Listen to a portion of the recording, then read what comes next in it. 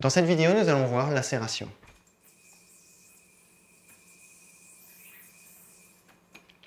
Lacération est un trick qui contient slack. Sur le principe, c'est un trick assez simple, puisqu'il s'agit juste de se mettre dans la position du trapèze.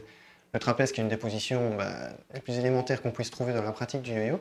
La difficulté, évidemment, ici, ça va être d'arriver à maîtriser, à gérer ce fameux slack pour se retrouver dans la position du trapèze. Alors, je vais vous donner un maximum d'explications le plus précis possible au niveau des gestes à effectuer pour réussir le trick. Et ensuite, je vous donnerai quelques conseils. On commence par un breakaway. On met le yo-yo en spinning au bout de la ficelle. On tend l'index de la main qui n'est pas attachée, plus ou moins à la hauteur de la taille. Et vous allez faire popper le yo-yo à peu près à la même hauteur ou un petit peu plus haut.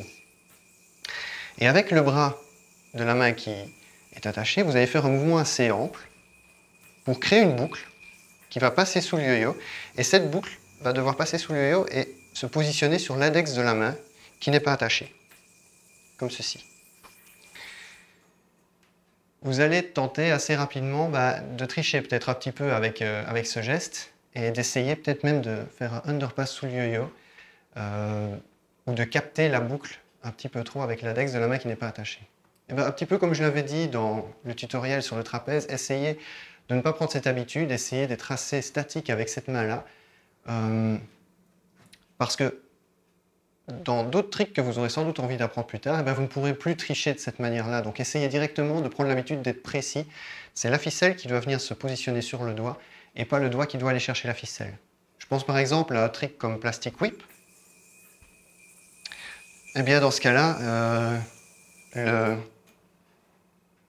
comme on doit mettre la ficelle autour d'un des doigts de la même main, on ne peut plus tricher. Donc c'est un exemple, par exemple, pour lequel il vaut mieux apprendre directement à être précis.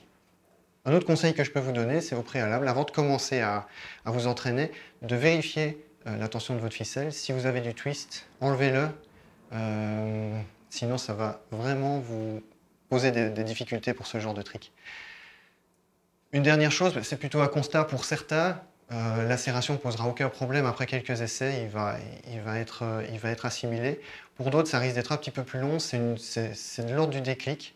Il faut bien comprendre, il faut arriver à trouver la vitesse, le geste à faire avec le bras de la main qui est attachée pour créer cette boucle.